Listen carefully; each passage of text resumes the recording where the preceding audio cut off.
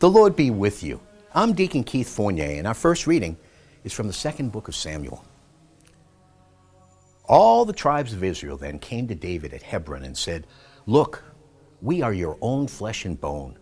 In days past, when Saul was our king, it was you who led Israel on its campaigns. And to you it was that Yahweh promised, 'You are to shepherd my people Israel and be leader of Israel.'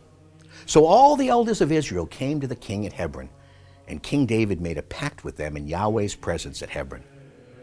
And they anointed David as king of Israel." In our response, from Psalm 122. "I rejoice that they said to me, 'Let us go to the house of Yahweh. At last our feet are standing at your gates. Jerusalem, Jerusalem, built as a city in one united whole. There the tribes go up, the tribes of Yahweh. A sign for Israel to give thanks to the name of Yahweh.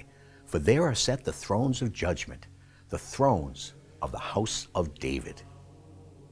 And our second reading is from the Apostle Paul's letter to the Colossians.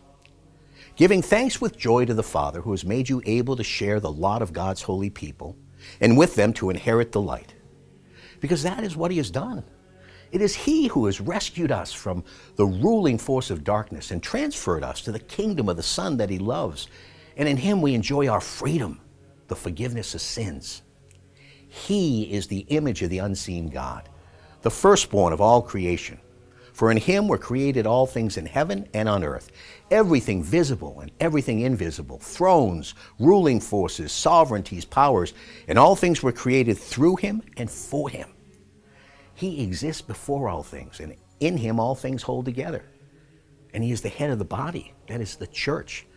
He is the beginning, the firstborn from the dead, so that he should be supreme in every way, because God wanted all fullness to be found in him, and through him to reconcile all things to him, everything in heaven and everything on earth, by making peace through his death on the cross."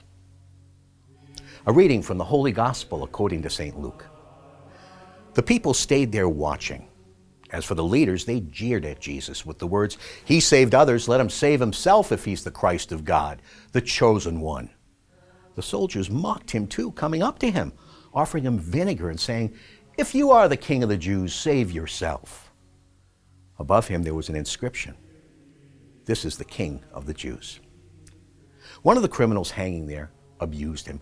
"Are you not the Christ? Save yourself and us as well." But the other spoke up and rebuked him. "Have you no fear of God at all?" he said. "You got the same sentence as he did, but in our case, we deserved it. We are paying for what we did. But this man has done nothing wrong." And then he said, "Jesus, remember me when you come into your kingdom." And he answered him, "In truth I tell you, today you will be with me in paradise." The Gospel of the Lord.